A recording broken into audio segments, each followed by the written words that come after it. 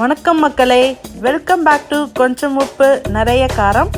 இன்றைக்கி நம்ம பார்க்க போகிறது ஒரு ஈஸியான டேஸ்டியான ரசம் தாங்க. 2 நிமிஷத்தில் ரசம் எப்படி பண்ணுறதுன்னு பார்க்கலாம் வாங்க. இப்போது ரசம் பண்ண என்னென்ன தேவைன்னு பார்த்துடலாம்.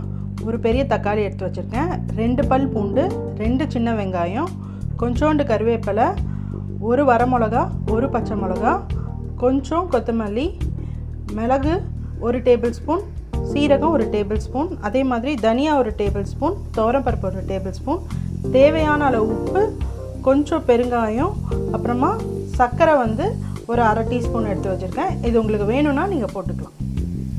ஒரே ஒரு சின்ன துண்டு புளி. இப்போ இது எல்லாத்தையும் நம்ம ஒன்றா போட்டு அரைச்சிக்கலாம். தனியா, துவரம்பருப்பு, தேவையான அளவு உப்பு, சர்க்கரை, பெருங்காயத்தூள், ஒரே ஒரு சின்ன துண்டு புளி எடுத்து வச்சுருக்கேன் இல்லையா, அது, தக்காளி,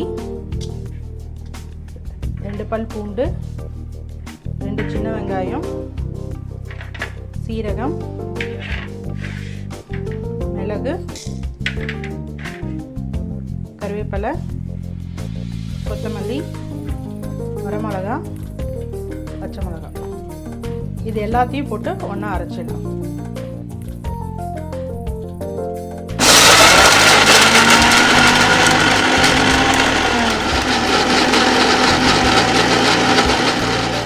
ரசம் தாளிச்சிக்கலாம். தாளிக்கிறதுக்கு நான் ஒரே ஒரு டேபிள் ஸ்பூன் நெய் போடுறேன்.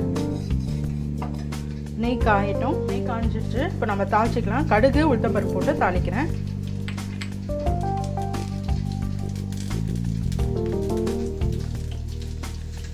கருவேப்பிலை கொஞ்சம், அப்புறம் நம்ம அரைச்சி வச்ச மசாலா பேஸ்ட்டை இதில் போட்டு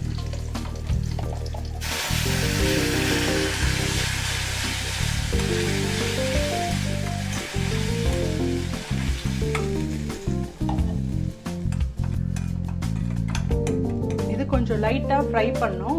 ஒரு நிமிஷமாச்சு இது ஃப்ரை ஆகணும். ஏன்னா நம்ம எல்லாமே பச்சையாக போட்டு அரைச்சிருக்கோம் இல்லையா, அந்த பச்சை வாசனை போகிறதுக்காக இதை கொஞ்சம் ஃப்ரை பண்ணிக்கணும். இப்போ இது ஃப்ரை ஆனதுக்கப்புறம் நான் அந்த தண்ணி, ஒரு டம்ளர் தண்ணி ஊற்றுறேன்.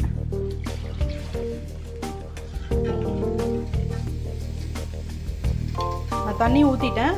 உங்கள் தேவைக்கு ஏற்ற மாதிரி நீங்கள் தண்ணி ஊற்றிக்குங்க. இந்த ரசம் ஒரு 2 to 3 பேர் சாப்பிட்ற தாராளமாக இருக்கும். உப்பு காரம் டேஸ்ட் பண்ணிக்கோங்க.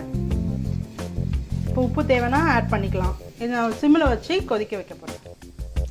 ரசம் நல்லா கொதிச்சுட்ருக்கு. இப்போ நான் அடுப்பை நிறுத்திட்டு கொஞ்சோண்டு கருவேப்பிலை போட்டு கார்னிஷ் பண்ண போகிறேன்.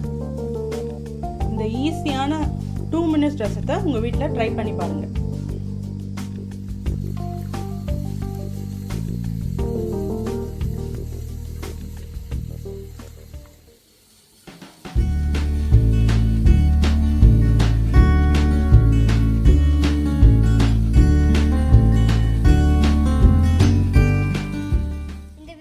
பிடிச்சிருந்ததுன்னா லைக் பண்ணுங்கள், ஷேர் பண்ணுங்கள், சப்ஸ்கிரைப் பண்ணுங்கள்.